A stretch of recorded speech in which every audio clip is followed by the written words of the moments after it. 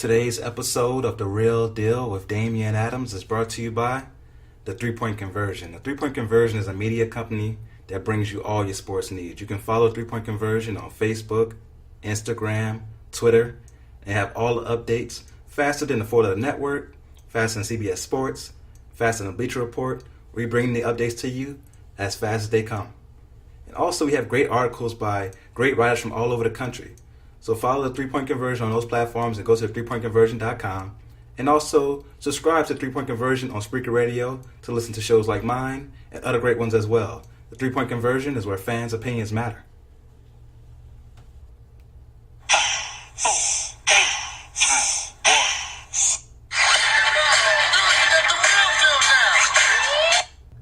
Thank you for listening to The Real Deal with Damian Adams. This is Real Sports Talk for the real sports fan, and I definitely appreciate all you real sports fans who are listening right now. If you're listening on Apple Podcasts, thank you. Do not forget to share the podcast with all your friends. If you like it, don't be selfish.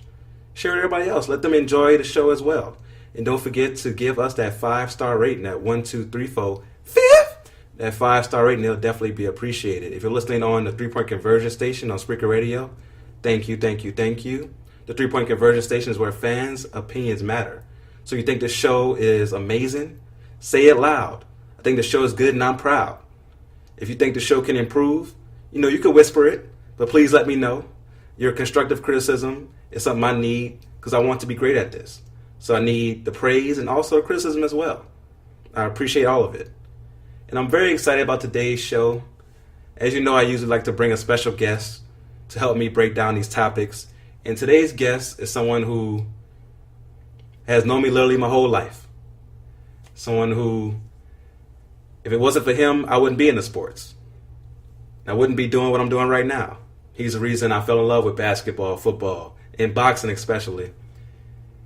Growing up, he'll help me by breaking down football games and tell me what's different and what's going on this play.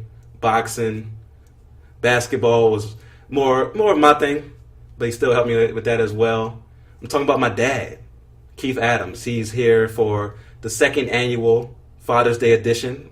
Trying to make this a tradition every year to where we do the show either on Father's Day, before, after, around the proximity of Father's Day. I want to have my dad on. How you doing today, Dad? I'm fine. How you doing? Doing good, man. I'm happy to have you on the show. It's always a good time to be able to chop it up sports, with your dad. So I'm excited about that. Well, thanks. I appreciate it. All right. And, of course, this is a Father's Day edition, so I want to say Happy Father's Day to all the proud dads out there. And hopefully you enjoy this episode with my dad on. And whenever I have a guest on, we always start by talking about their favorite teams. And, of course, me and my dad got the same favorite teams. So we're going to get some New Orleans talk today. We're going to talk about the Saints and Pelicans. And then we're going to count down our top 10 NBA players of all time. I'm really interested to see from his perspective, because, of course, a little older, so he's seen a lot more, who he has in his top 10 and who he has placed where compared to mine. And even though I haven't seen everybody on my list because of my age, I'm still going to have people from his era on there as well. So it's going to be very interesting to see that. And then we're going to end the show with sports trivia and forgotten players. So let's get into the Saints first. Last year they went 11-5. They were the NFC South Division champions. Lost in the divisional round to the Minnesota Vikings, and a very tough loss that Saints fans have still not gotten over. For you guys who may not remember, the Saints were down pretty much the whole game, made this huge comeback, and then the Minneapolis Miracle happened, where Case Keenum threw the ball up to Stephon Diggs on the sideline, and for some reason that we still don't know, Marcus Williams ducked down, put his head down, and didn't make the tackle on Stephon Diggs. And Stephon Diggs turned around and had all green field in front of him for the game-winning touchdown. Very heartbreaking loss, but we're trying to get over it. And during the offseason, made some moves. We let go of Willie Snead, re-signed Brandon Coleman, somebody who's been improving as a wide receiver. We let go of Kobe Fleener, a tight end that we had, and signed Benjamin Watson, who was on the team a few years ago.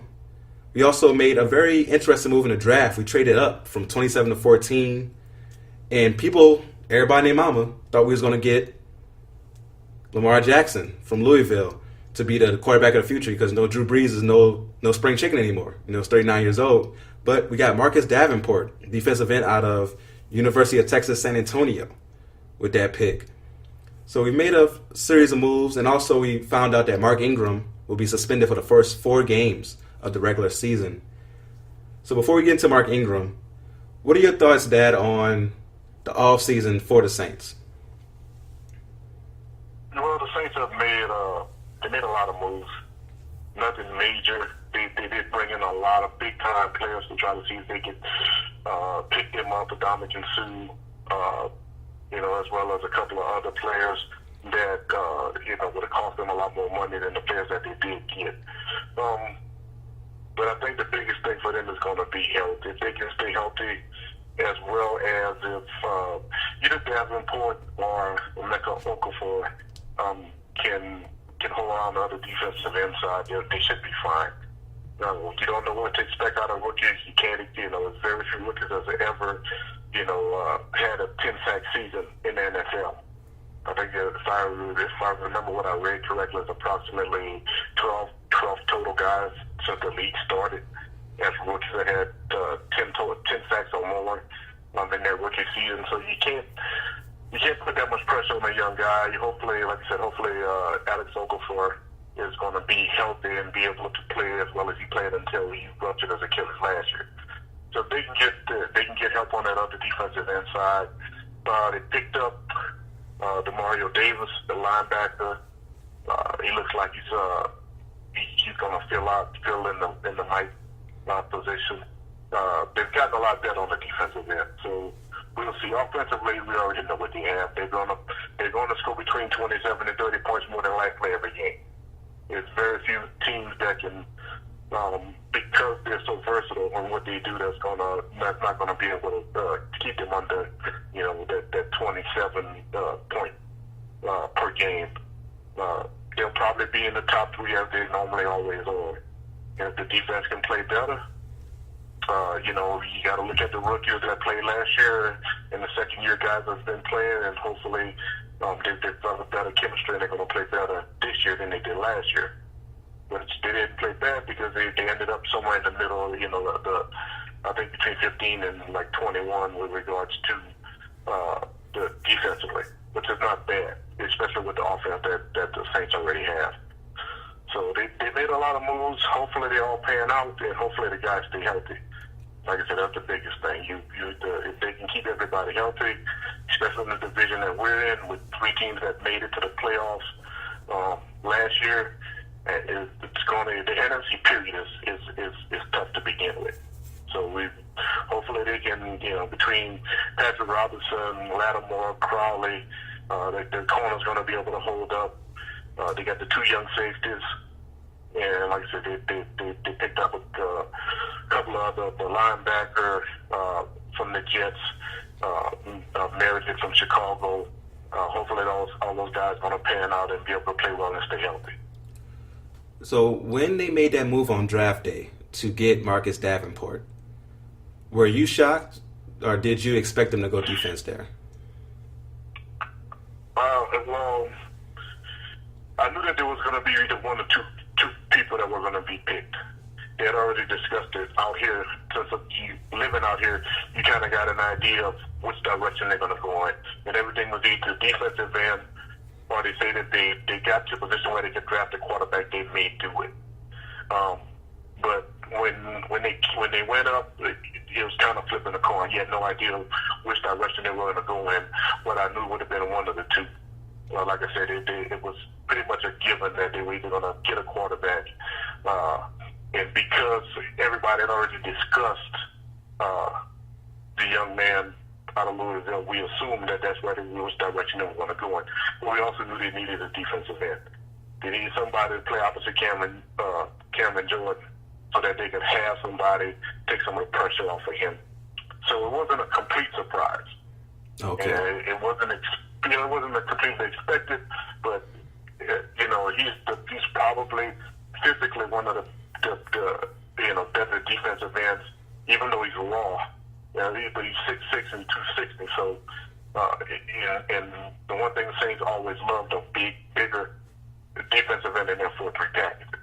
So he fit the bill. So you would, the fact that it happened didn't actually surprise me as much as I think a lot of other people. Yeah, I really like how you pointed out that stat about how rare it is for a rookie to come in as a defensive end and have a major impact right away. Because I know because we made that trade up and we gave up so much to get him, people are going to want him to come in right away and just dominate. And have to ask who that nation pump the brakes a little bit. Let this man develop. Let him come into his own. Let's not put that pressure on him right away because of the trade that we made to get him. Maybe it might take a year. It might take a year, maybe two, to fully get him into his potential. Like you said, he is raw. But with those physical attributes that he has, hopefully he can be somebody who can give Cameron Jordan that release of pressure that you talked about. Now, Mark Ingram found out he's suspended for the first 4 games. How big of an impact do you think that will have on us? It's going to have an impact, but I don't think it's going to be as big as most people think. They have, and obviously, like I said before, because if you're reading the news on the Saints on a daily basis, you got an idea of who they picked up, what backs they already had, with regards to the backups behind him, and they're pretty good. There's nobody that's well known, but obviously they picked up Wes. He's a pretty good back. They only need somebody to spell, to be able to take approximately, I guess, about 40% of the plays. Because Alvin Kamara is going to be in there for about 60% of the plays regardless. Yeah, that's very true. Alvin Kamara is going to be somebody his role should even expand more this year, being in his second year, especially in those first 4 games without Mark Ingram there. So you look for someone like a West or maybe even Edmonds, who got a little action last year. Maybe he gets a little more action in those first 4 games. So yeah, that's quite true. Okay, definitely. And for the tight end position, I was kind of surprised that we didn't pick somebody in the draft to be that next tight end after we let go of Fleener. Benjamin Watson is somebody who's proven, but he is older. You only expected him to be there for 1-2 years max. Do you think we did the right thing by going with a veteran like Watson over getting a younger guy in the draft? In actuality, it probably depends on, like I said, everything depends on health. I think Watson is still physically gifted enough to play the position. And the one thing the Saints struggled with last year was, in the first time in several years, was the third down percentage as far as how often they were able to make third down conversions. They were number 19 in the league compared to being they've never been below 5 with Drew Brees. So that was something that they were so used to having a tight end that was capable of taking the middle of the field and allowing him to either get to them or for them to stretch the field where he can get to a wide receiver running whether that route was a slant or whether that route was a deep end or whatever the case may be, allowed them to be able to get third downs.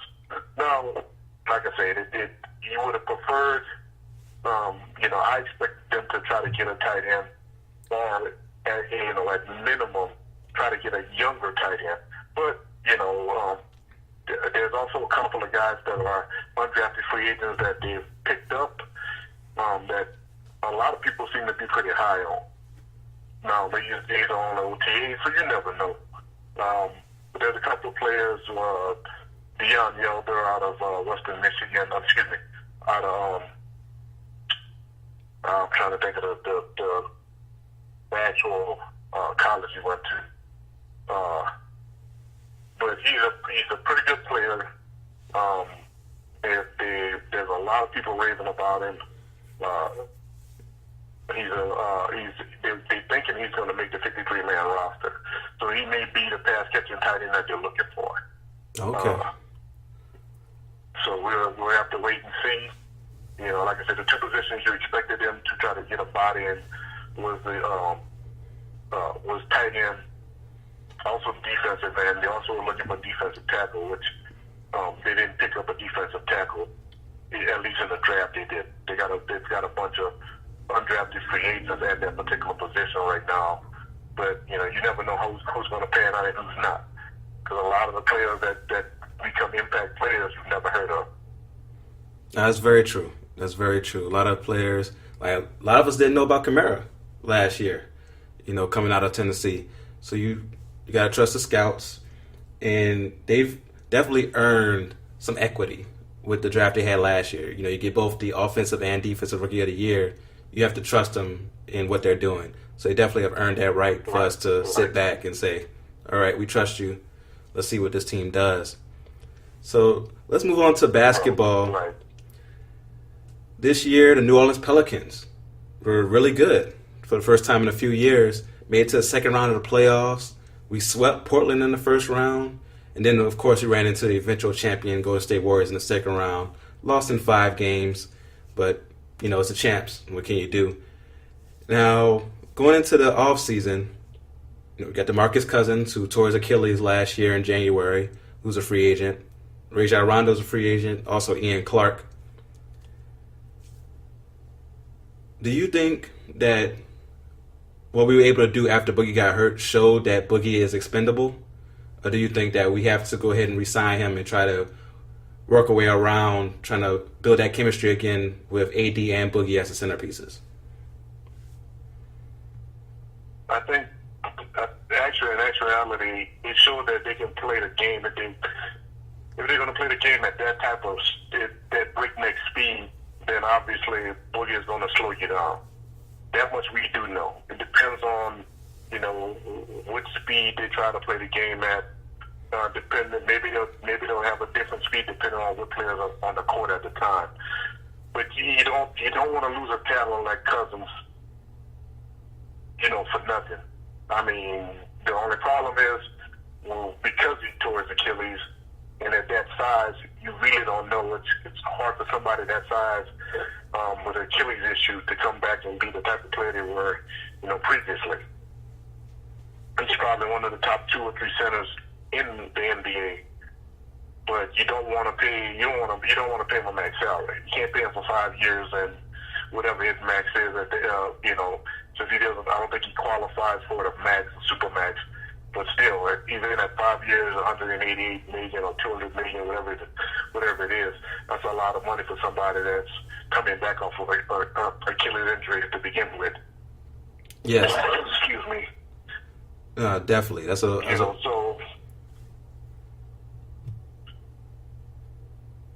No, you definitely make a good point. Unfortunately for him, if he wouldn't have got hurt, we also wouldn't have picked up Mirotic. The guy from Chicago either. Yeah. So, you know, it just depends on how you look at it. I do think they need to re-sign Rondo because of his leadership and his ability to get everybody in the right position and play in the game. And because he can run, if they want to run that speed, if they want to, you know, have that type of speed with regards to how fast they play in the game, they're going to need that point guard that can do that.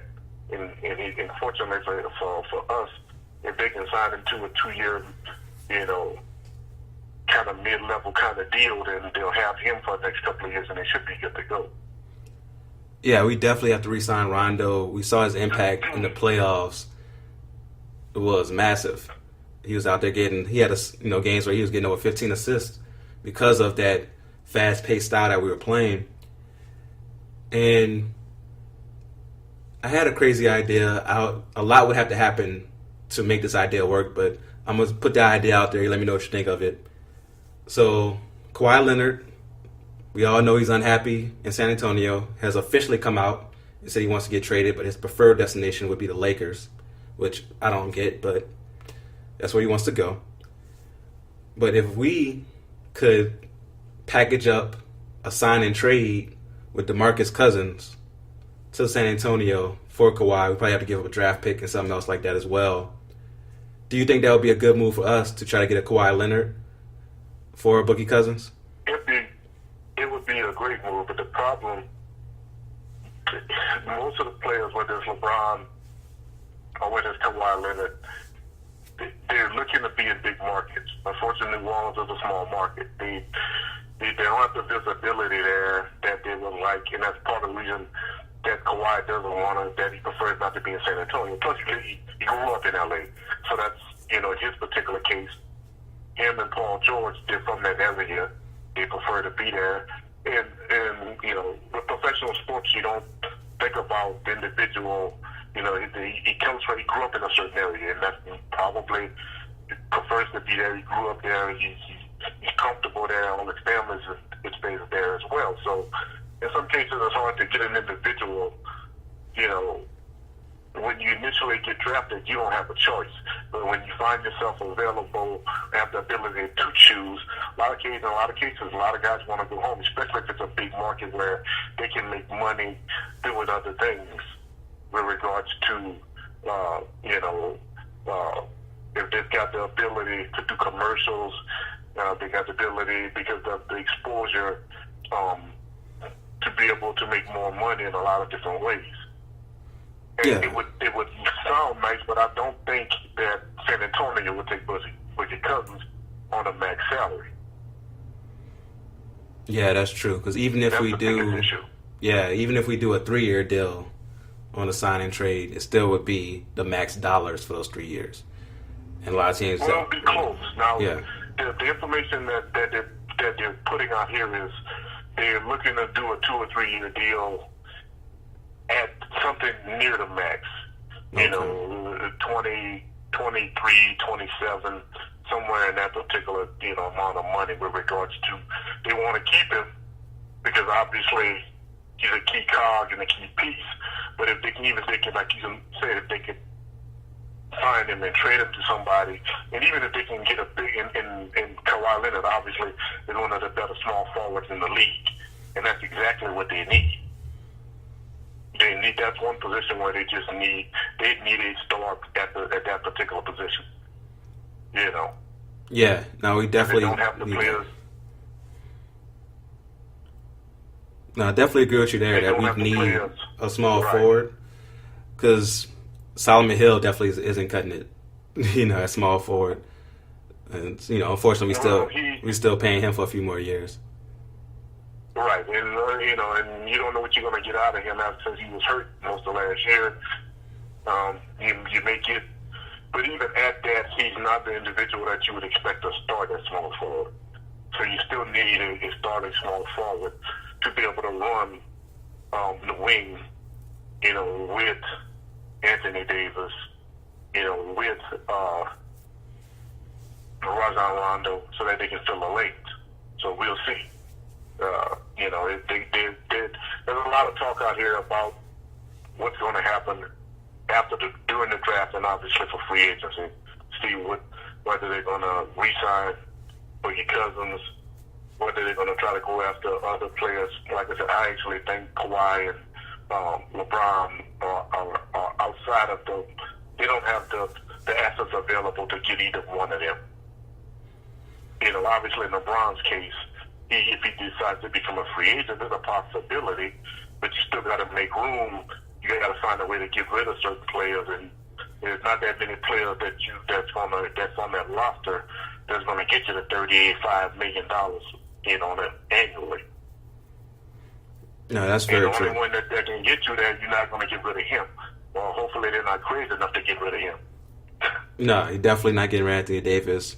Or Drew. Like Drew actually makes more money than Anthony Davis next year. So, yeah, it's interesting, man, because you feel like we're right there, but also you feel like we're at the same time so far away. Because with Kevin Durant being on Golden State, we had no answer for Kevin Durant in the playoffs. So we definitely know we need that small forward. And that's the point of getting a small forward. And Kawhi Leonard would be perfect, obviously. Yeah. If you could get Kawhi Leonard, and that would actually give.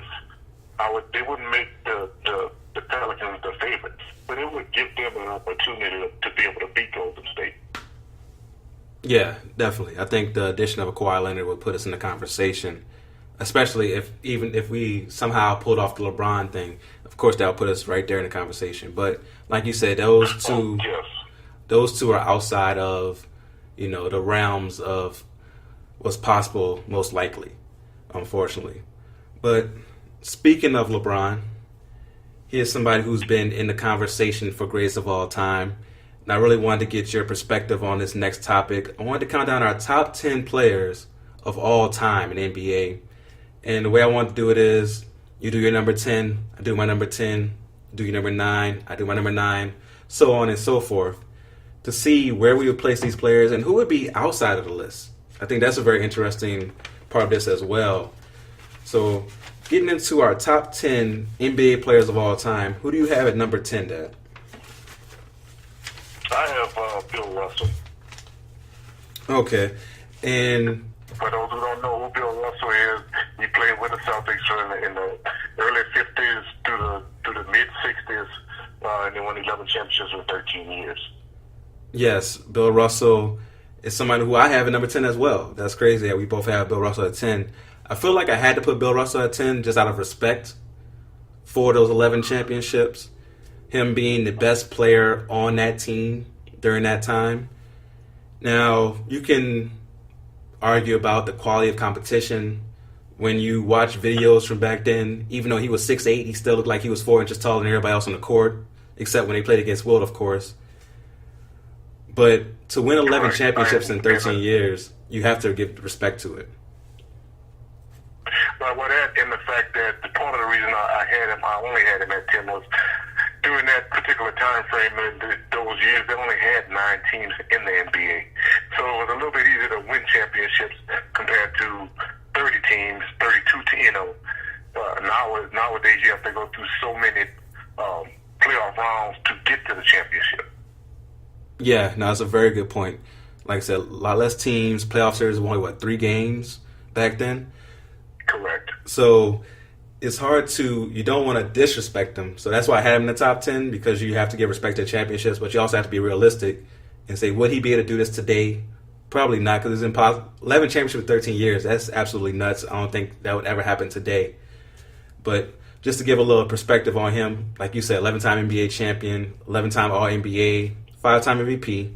For his career, he averaged 15 points per game. He wasn't a major scorer, but back then was getting 22 rebounds a game. But like I said, you watch the tapes, him and Wilt Chamberlain just towered over everybody.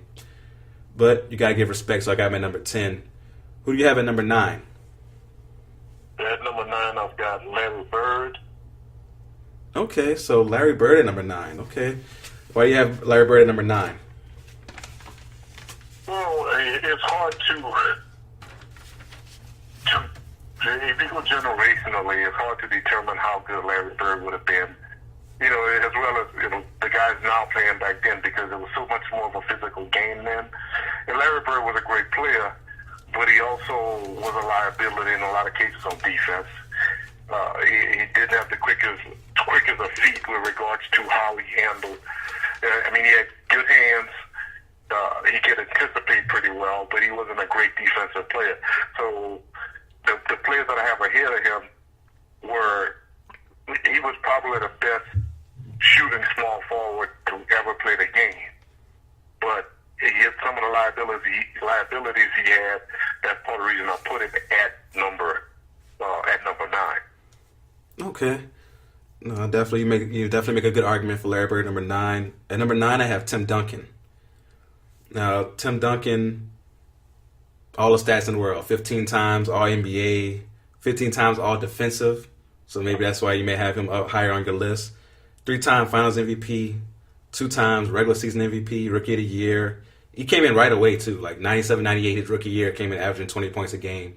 Someone who there was no adjustment period for Tim Duncan.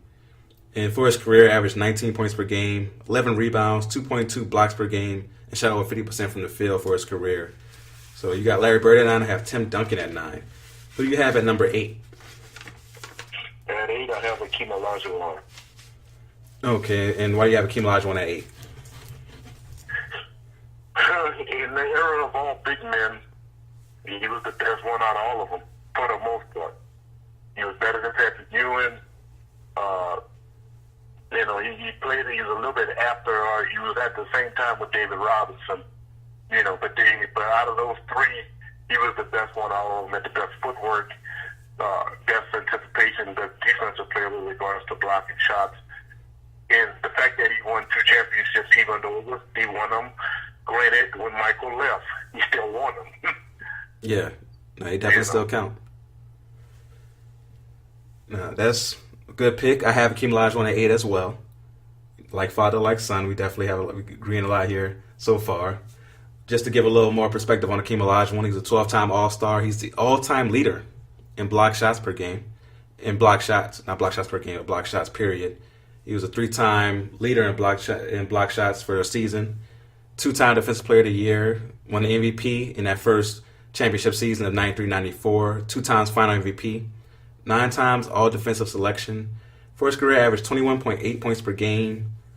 12 rebounds, 3.1 blocks per game, which is crazy, and shot 51% from the field. So we both agree on Hakeem Olajuwon at number 8. Who do you have at number 7? Well, you're going to be surprised with this. I've got Magic at 7. Wow, yes, I am surprised by that. So why do you have Magic Johnson at 7? Same thing, the same reason about with Bird. Magic was a great player, no doubt. Best point guard probably to ever play the game as far as vision is concerned and his capabilities. And he was a good leader, but he still was not, he wasn't a great defender.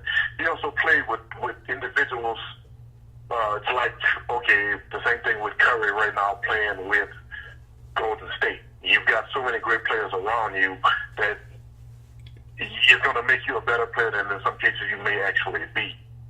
But, I mean, don't get me wrong, he's a great player. But I have other players who may not have as much help ahead of him with regards to how well and their capabilities and how well they were at what they were capable of doing. Because sometimes you're capable of doing more or less. In Magic's case, he always had great players around him. When you think about the Lakers of the 80s, almost every one of their players were all-stars, or superstars. Now, it makes some very good points. That's part of the reason I have him that's part of the reason I have him why I have him. Now, you definitely make some very good points for Magic Johnson at 7. It definitely did surprise me that you have him that low, but like you said, that's my argument for Kevin Durant, or against Kevin Durant, I should say, for being the best player now. Like, he very well might be better than LeBron, but because he plays with Steph, Clay, Draymond, Iguodala, it's hard to tell. Like, we can't tell how great he truly is because of all the talent he has around him. That could be the same thing with Magic Johnson. He has so much talent. You think about James Worthy, even Byron Scott was a 3-time All-Star. Kareem Abdul-Jabbar, who I'm pretty sure we'll get into later. So, yeah, I definitely can see your argument for Magic Johnson at 7. Now, for me at number 7, I went with Shaq Diesel, Shaquille O'Neal at 7. Now, Shaquille O'Neal, I feel like could have been maybe the greatest player of all time. You think about just the raw talent that Shaq had, that size, that speed, being that agile. And for, I would say, 4 or 5 years of the Lakers, early 2000s, was the most dominant force I've definitely ever seen. Of course, older people will talk about Wilt Chamberlain, how dominant he was.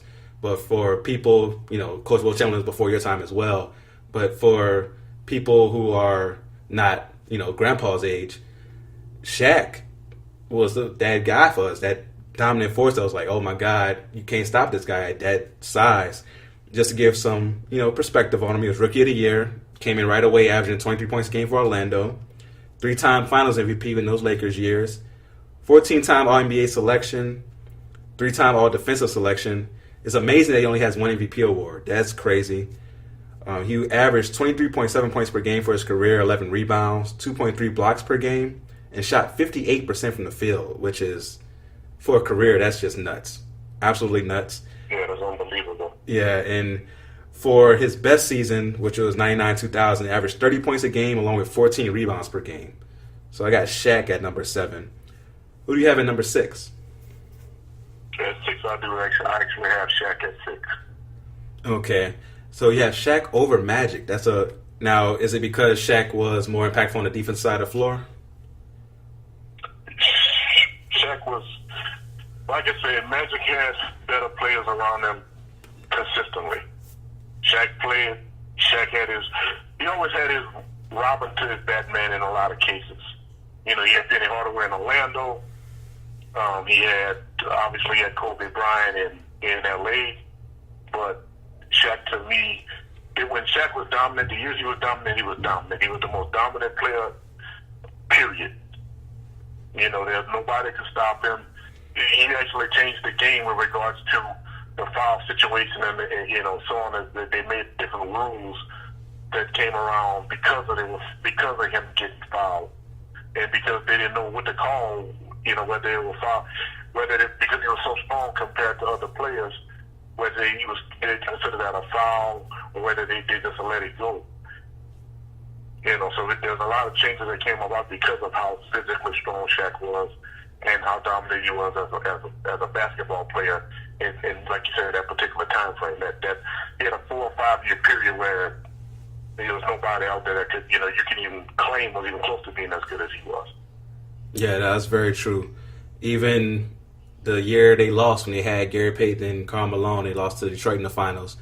A lot of Detroit players came out and said, "We didn't stop Shaq. Kobe stopped Shaq. Like we had no answer for Shaq." And that's how dominant he was, that people just had no answer for him.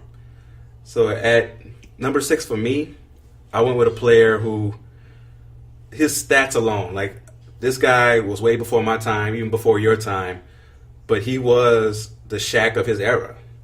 And because he was so dominant, I had to put him in the top 6. I'm talking about Wilt Chamberlain. Wilt Chamberlain was a 13-time All-Star, 7-time scoring champion. Had a season where he averaged 50 points per game. Like, even no matter who you're playing against, by yourself it's hard to get 50 points. Like, in the gym alone, it's hard to score 50 points. So the fact that he did that for a season is absolutely just incredible. He was a 4-time MVP. For his career, averaged 30 points per game, 23 rebounds, and shot 54% from the field. So I got to go with Wilt Chamberlain, number 6 for me. Who do you have at number 5? At number 5, I've got Tim Duncan. Okay. Tim Duncan at 5. And I'm not mad at that. I struggle with Tim Duncan. I struggle with where to put him. So I'm definitely not mad at that selection. So why do you have Tim Duncan at 5?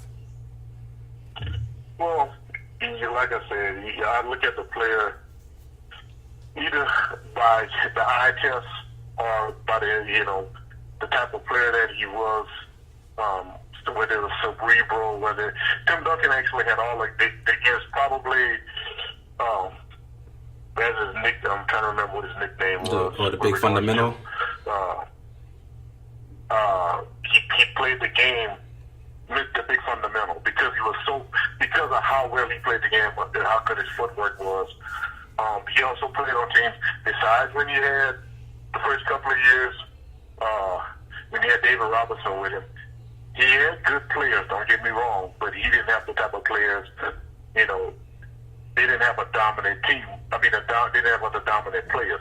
They would have a dominant team because they played team ball so well together. But he was the one player that was unstoppable for those teams. No, that's very true. You think about those 5 championship teams, you could probably make the case that he was the best player on 4 of those 5 teams. The 5th one you may give to Kawhi Leonard because he was so impactful on the defensive side of the floor. He wasn't the offensive player yet that he is now. But you make a great case for Tim Duncan at 5. Like I said, I struggle with Tim Duncan. I didn't know exactly where to put him. I do have him as the best power forward of all time. But I struggle where to put him on the list. Number 5, I have Larry Bird at number 5. And for me, I didn't get to see Larry Bird that much, right? Just the highlights, and every once in a while on NBA TV they'll have, the Hardwood Classic games, and I'll watch those. Right. So you have a different perspective on that. You got to see him a lot more. And he did make 3 all-defensive teams, but like you said, it wasn't because of his moving his feet. It was more him being able to just anticipate well. Also, when you think about him being such a great shooter during that time, and someone who You hear the stories about how, he dropped 55 on Dominique Wilkins and was able to just score at will pretty much. For his career, from the small forward position to shoot 50% from the field is remarkable. Averaged 24 points per game and 10 rebounds. I think that's something that's very underrated about Larry Bird, how good a rebounder he was for his position. Also was 6'10". He was a lot taller than people remember. Larry Bird was a big guy. Also gave you 6 assists per game. So I think his all-around game, I believe, is underrated as we go through time because we think of him so much as a shooter and a scorer. But he's a good all-around player. So I have him at number 5. 3-time MVP, won 3 in a row. That's incredible as well. 2 times Finals MVP. So Larry Bird's number 5 for me. Who do you have at 4? 4, I got Mr. Selfish, Kobe Bryant.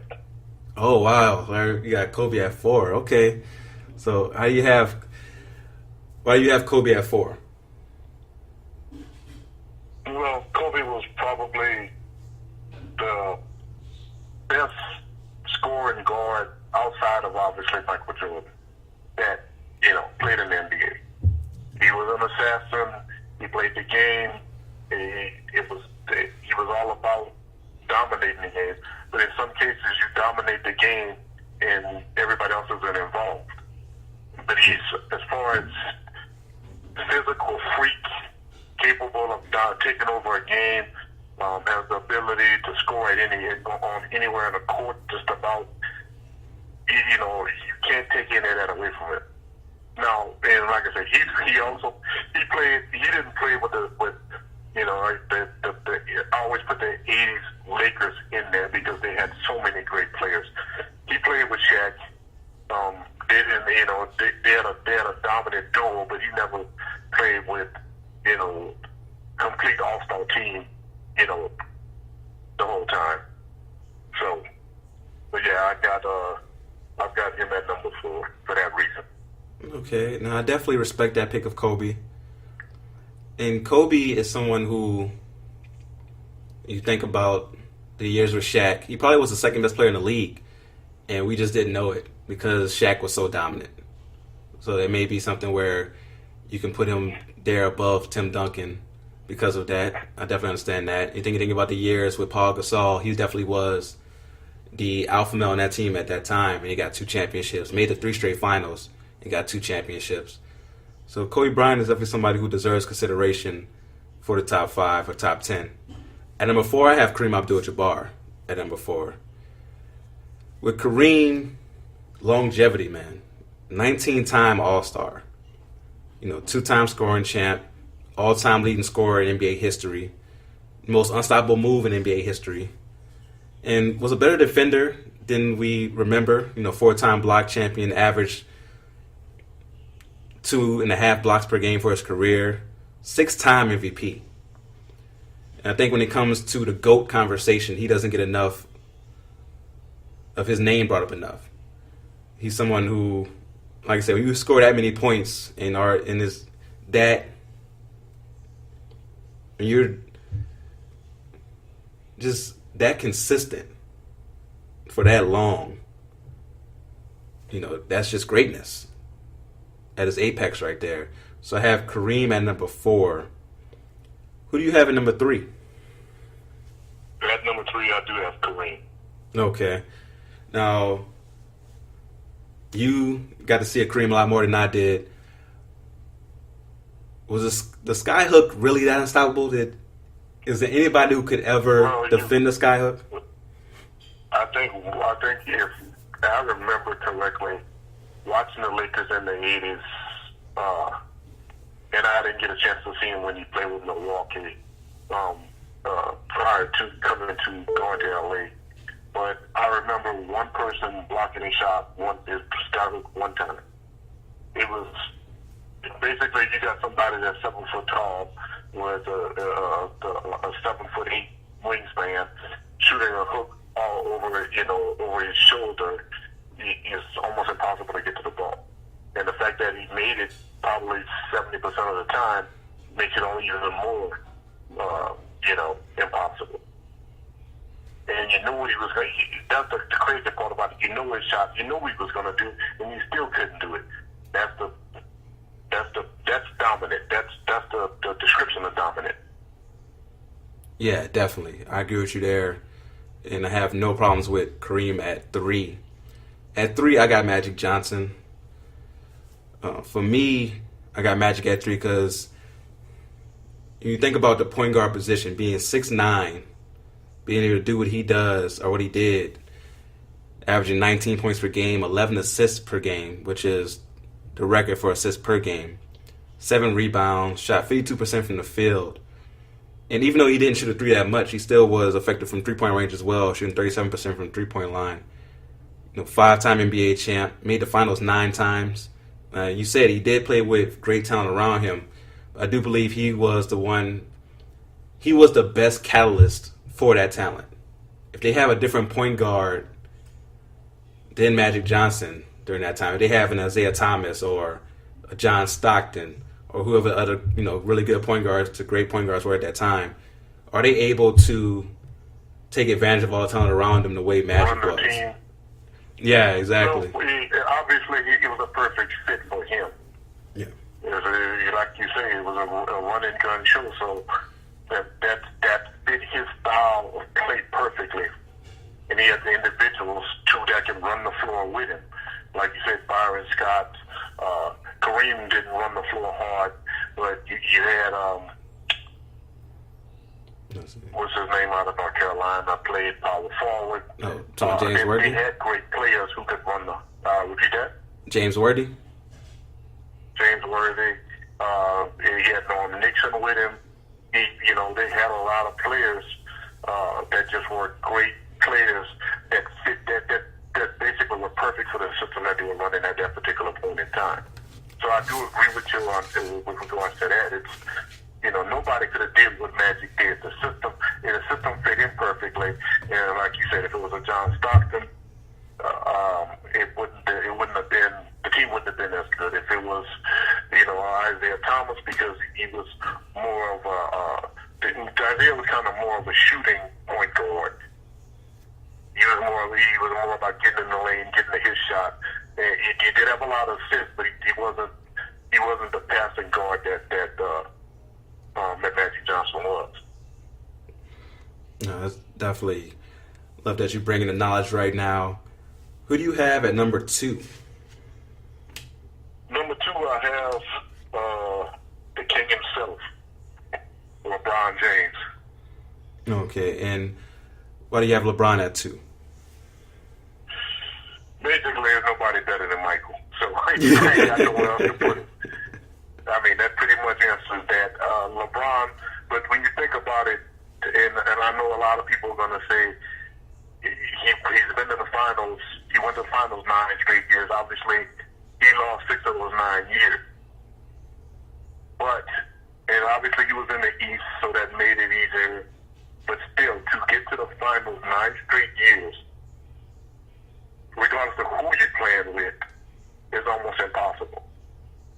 And when you think about it, Michael did it 6 out of 8 years, and he took a break. He had to take a break in between. There's probably the mental and physical amount of pressure that was put on him, and amount of stress that was put on him mentally and physically to win the first 3 in a row. He probably needed that break. So just think about somebody having to do to get that 9 straight years.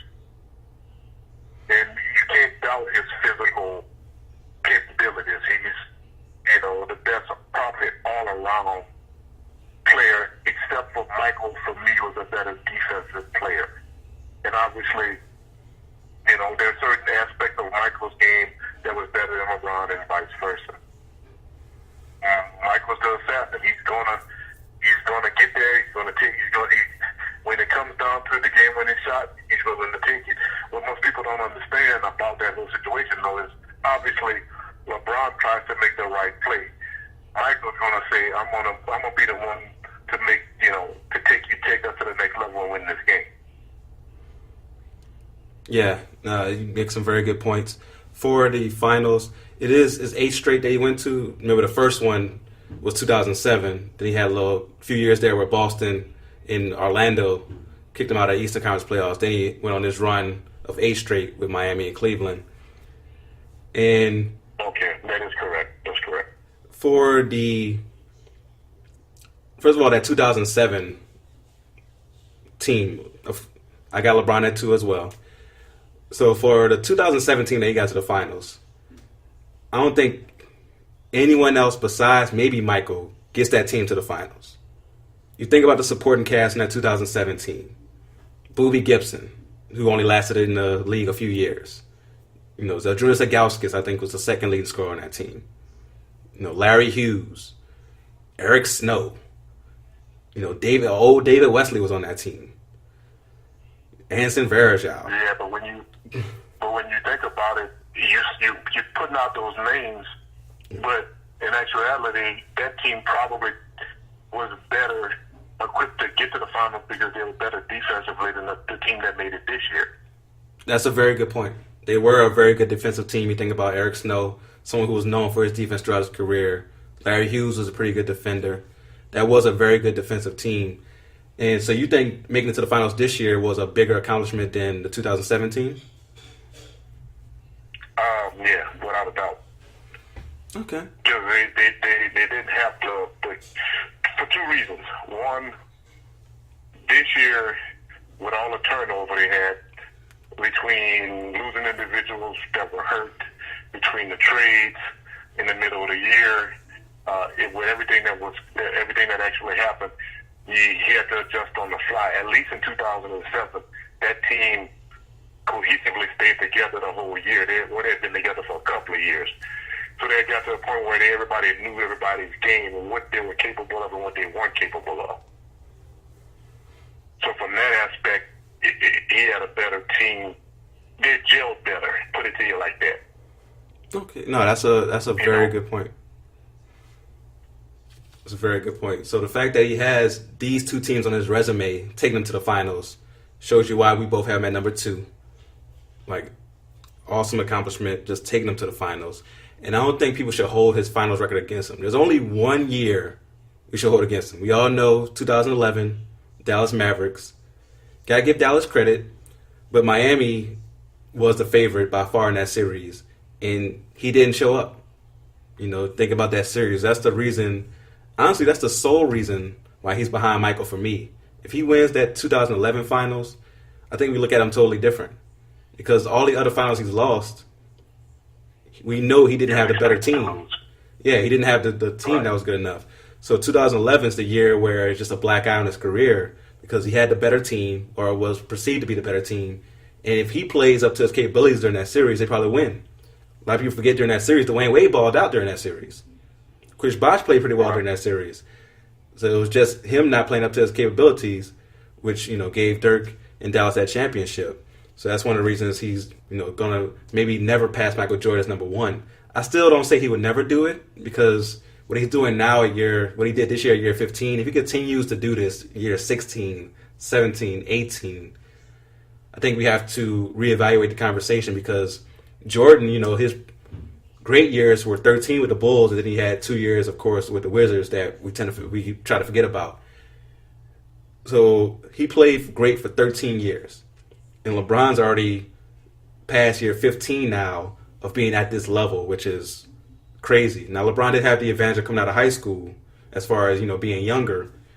But the fact that he was able to come out of high school with all the pressure and not only live up to expectations, but completely pass them is ridiculous. Right, he exceeded all that expectation. And that's, like, the expectations were really high for people who may be too young to remember when he came out.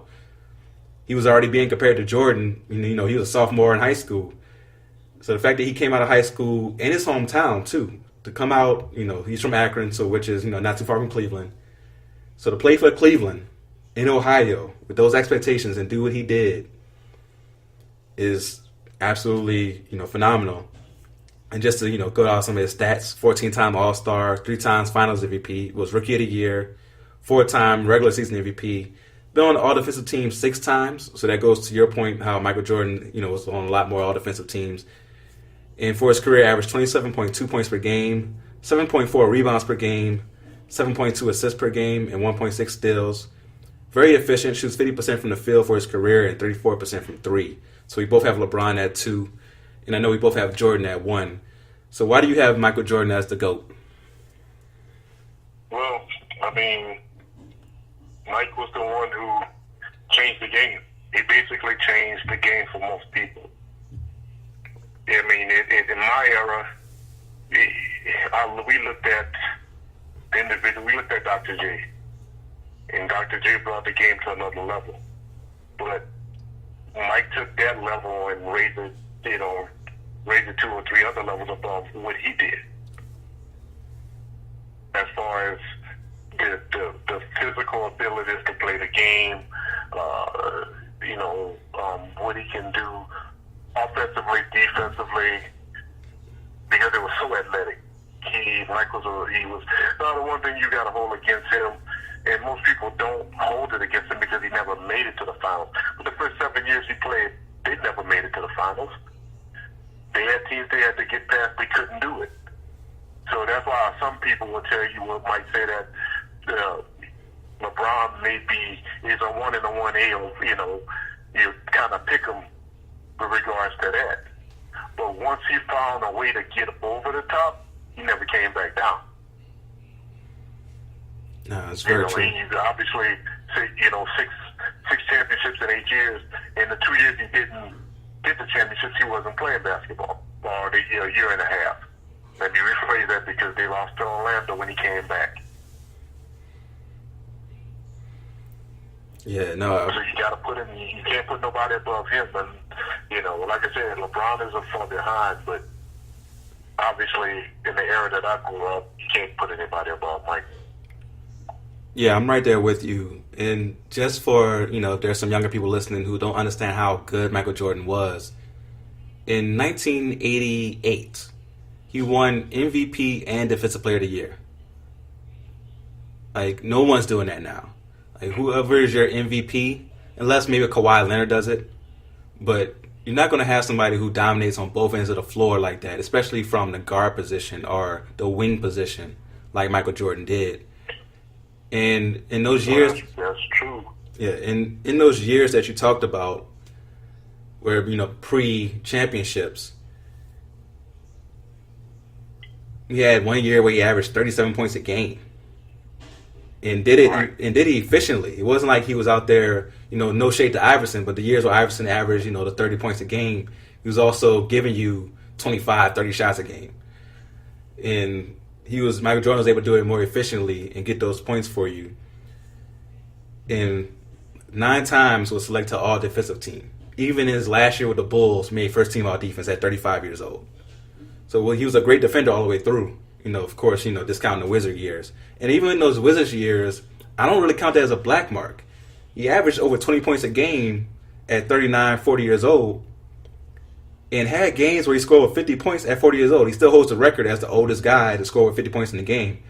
So I don't really hold those years against him. I think honestly, when you look at those individual performances that he did have during that time, and the Wizards were garbage. They had Kwame Brown at that time. So I don't think we should hold those years against him either. I think we should actually look at those years and say, man, at that age, what he was able to do was crazy. And he was an unbelievable player, like you said, on both ends.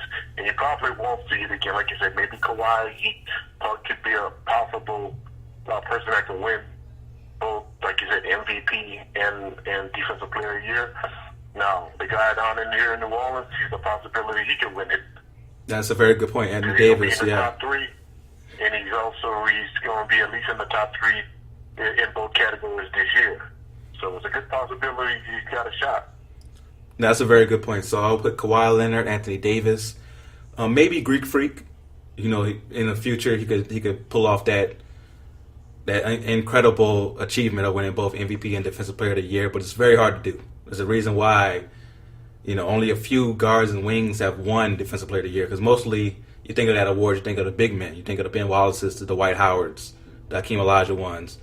When you think of Defensive Player of the Year, so that's why it's such a rare thing when you had like the Gary Paytons win it and Michael Jordans and Kawhi Leonards. But yeah, Michael Jordan, man, he's the reason I picked up a basketball. He's the reason millions of people picked up a basketball. And he brought, like you said, basketball to a different level. Of course, Magic and Larry deserve credit as well. Their rivalry in the 80s is what brought the NBA out of tape delay and made it a global sport. And then Michael Jordan just took it to, the atmosphere. But LeBron has continued to do that as well. But for right now, I have to give Michael Jordan that number one spot. Like I said, LeBron does have a chance in my eyes because even with the finals record being 3-6, like I said, only one time can you say he should have won. Right? And when you think about the fact that the second best player in the league joined a team that won 73 games, and that's what it takes to take you out, you got to give LeBron credit for that as well. Right. And yeah. I don't think, and there's some people that will tell you, obviously it just depends on what you prefer. But there's a lot of people that will tell you Kareem is the second best player that's ever played in the NBA. They don't put LeBron at number 2. So it just depends on what you prefer, whatever you grew up in, what you see as more of a dominant, which one is more of a dominant force, depending on how you look at it. So. No, that's true. Your list made me definitely rethink my list as well. Who were some of the people who you struggled with who didn't make the list? Some of the honorable mentions. Well, obviously the one that I struggled with, and it was just because he didn't win enough championships, even though he's probably the most dominant player at it in his time era, was a world champion. Because you can put him in a league, because his physical traits was so much greater than everybody else. It's like watching somebody 10 years old playing against somebody 14 years old. It just didn't add up. Yeah. Even though you can't judge, you only can play with the competition that's out there. I understand that. But it was just so hard to, the reason they dominated the game so much is because he just was physically so much stronger, so much bigger, so much better than everybody else. Yeah, that's a very good point. So that's the one that I struggle with more than anybody else. For me, I had a few players that I struggled with. Kobe was the first one. He was my number 11. And with Kobe, the reason I struggle with Kobe is that I think people forget about those years in his prime when that team may not have had the best talent around him, but in his prime, he wasn't able to do what a LeBron did or what a Jordan was able to do and get that team over the hump. So when you think about after Shaq left, which is partly on him, you got to put that on him as well. So after Shaq left, he goes bananas, right? He had the year where he averaged 35 points a game, had the game where he dropped 81. But that season, they didn't make the playoffs. Then you think about the next 2 years where they lose in the first round. And then after that, they make the crazy trade where they get Pau Gasol and somehow got Memphis to take Kwame Brown. Don't know how that happened, but it happened. And next thing you know, they were back to being a championship contender. With Kobe, he was the closest thing we saw to Michael Jordan, but wasn't nearly as good. Shot a lesser percentage from the field. He shot a higher percentage from 3, but I think that's just a result of playing in a different era where they shot more threes and there was more of a focus on your game to shoot threes. I think if Jordan played in today's game, he would shoot more threes as well. So for me, I had Kobe at 11.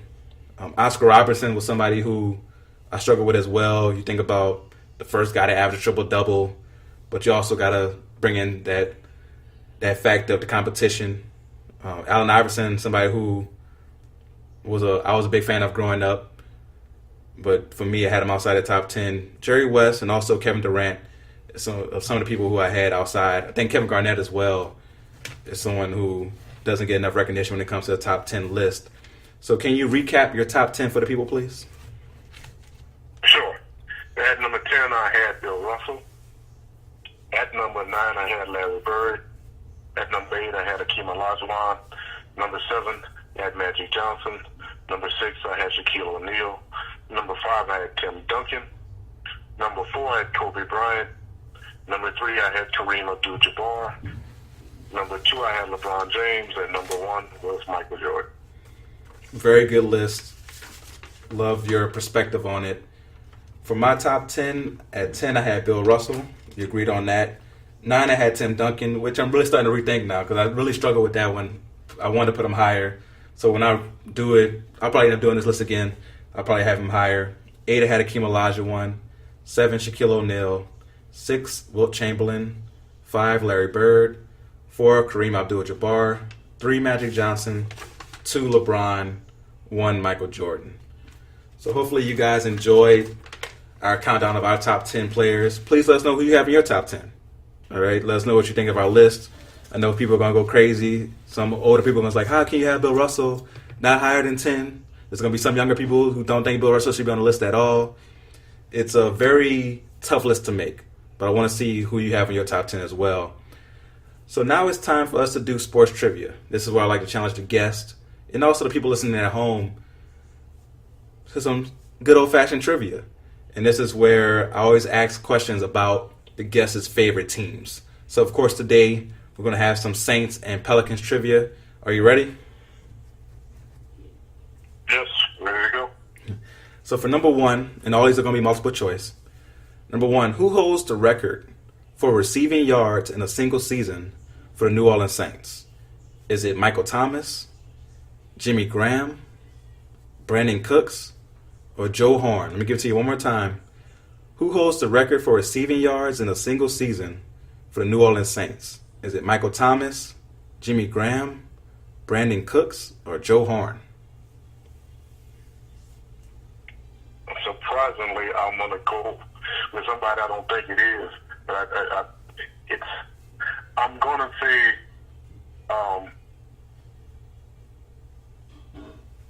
Jimmy Graham. That's a very good guess. Jimmy Graham is up there, but the correct answer is Joe Horn. He actually holds the top 3 spots for yards in a season for the Saints. And the year that he holds the record for is 2004. He had 1,399 yards on 94 catches and 11 touchdowns. So I think people forget how dynamic Joe Horn was during those years for Aaron Brooks. But he definitely had some really good years there. So shout out to Joe Horn, man, somebody who is forgotten how good he really was. So question number 2. Who holds the record for rushing yards in a single season for the New Orleans Saints? Is it George Rogers, Ruben Mays, Deuce McAllister, or Ricky Williams? I'll give it to you one more time. Who holds the record for rushing yards in a single season for the New Orleans Saints? George Rogers, Ruben Mays, Deuce McAllister, or Ricky Williams? It's George Rogers. That is correct. In 1981, George Rogers ran for 1,674 yards, 13 touchdowns on 4.4 yards per carry. Deuce McAllister is a very close second. He had 1,671 yards during his best season with the Saints. So very good right there. We are now 1 for 2. Now it's time for us to do a little basketball. Now the New Orleans Pelicans this year made it to the second round in the playoffs for the first time since 2008. That was so long ago we were called the New Orleans Hornets back then. And on that 2007 and 2018, how many players averaged double figures in points for that season? Was it 2 players, 3 players, 4, or 5? Let me get to you one more time. In the 2007-2008 season, when we were the New Orleans Hornets and we made the second round of the playoffs, how many players averaged double figures in points for the team? Was it A2, B3, C4, or D5 players? Well, we know it was 2 of them for sure that actually averaged double figures, but I think there was one more, so I'm going to say 3. That's a very good guess, 3. But it's actually 4 players who averaged double figures in points that season. Chris Paul, of course, averaged 21 points per game. David West, 20. Peja Stojakovic averaged 16. And Tyson Chandler averaged 12 points a game that season. I forgot Stojakovic. That's the one. I thought the other 3 were double figures. I completely forgot about him. All right. For question number 4. Who is the all-time leader in minutes per game for the New Orleans Hornets/Pelicans franchise? Is it Anthony Davis, Baron Davis, Jamal Mashburn, or David Wesley? I'll give it to you one more time. Who is the all-time leader in minutes per game for the New Orleans Hornets/Pelicans franchise? Is it Anthony Davis, Baron Davis, Jamal Mashburn, or David Wesley? I'm going to say Anthony Davis because he played a lot of minutes. He does play a lot of Could be minutes. wrong, but that's what I'm thinking. He does play a lot of minutes, but he's also played a lot of years with us. You got to think about those. The first couple of years, he probably didn't play as many minutes as he does now. So his average for minutes per game isn't as high as someone like a Jamal Mashburn. Yes, Jamal Mashburn during his 2 years with the New Orleans Hornets averaged 40 minutes a game during that time, and he's the all-time leader in minutes per game for the franchise. So let me just recap the questions real quick for the people. Question number 1. Who holds the record for receiving yards in a single season for the New Orleans Saints? It is good old Joe Horn, who in 2004 had 1,399 yards on 94 catches for 11 touchdowns. Question number 2. Who holds the record for rushing yards in a single season for the New Orleans Saints? Is George Rogers, who had 1,674 yards in 1981 on 4.4 yards per carry. Question number 3. How many players on the 2007-2008 New Orleans Hornets averaged double figures in points per game? It was 4 players: Chris Paul, David West, Peja Stojakovic, and Tyson Chandler. And for question number 4, who is the all-time leader in minutes per game for the New Orleans Hornets / Pelicans franchise? And it's Jamal Mashburn, who averaged 40 minutes per game during his 2 years with the New Orleans Hornets. So thank you for being a good sport during sports trivia. Hopefully you guys enjoyed that trivia. And now it's time for us to do Forgotten Players. This is where we pay homage to players who may have been good but not great, great but not recognized, or players who you may have just forgotten about who we want to remind you of. Who is your forgotten player today, Dad? My forgotten player is Greg Jennings, wide receiver out of Western Michigan, who played with Green Bay, Minnesota, and Miami. Between the 3 teams, he played 10 years. He was a 2-time All-Star, 2-time All-Pro. He ended up playing 143 games. He had 571 receptions for his career, approximately 8,300 yards, 64 touchdowns, and like I said, he had two Pro Bowls. His best year ever was 2010. He had 76 receptions at 1,265 yards and 12 touchdowns. That's a very good forgotten player right there. Greg Jennings is somebody who's definitely forgotten when you think about especially the Super Bowl year that Green Bay had with Aaron Rodgers. He was a big part of that as well. So shout out to Greg Jennings as our first forgotten player. I went football as well for our forgotten player. I went with Ricky Watters. Ricky Watters was the 45th overall pick out of Notre Dame in the 1991 NFL Draft by the San Francisco 49ers. The running back made the Pro Bowl each of his first 5 seasons. His best season was 1996 with the Philadelphia Eagles, where he ran for 1,411 yards, 13 touchdowns on 4 yards per carry. He played 10 seasons in the NFL for the 49ers, Eagles, and Seahawks. He finished his career with 10,643 yards rushing on 4.1 yards per carry and 78 rushing touchdowns. He had 7 seasons of over 1,000 yards rushing. So a big shout out to Ricky Watters and Greg Jennings as our forgotten players today. So I hope you had a good time doing the show, Dad. I did. I enjoyed it. I appreciate you having me. Oh, no problem at all. I definitely want to make this a yearly tradition, or even more than that. Maybe go ahead and make like a quarterly thing, get you on for, during football season, and we can have you, more often bring that expertise. And for people who are listening, remember, go ahead and subscribe to The Real Deal with Damian Adams. Tell your friends about the show. Make sure that everybody knows about it, all right? And until next time, make sure you follow me on social media at The Real Deal, WD8. That's The Real Deal, W as in whiskey, D as in Delta, A as in Alpha. Until next time, go real or go home.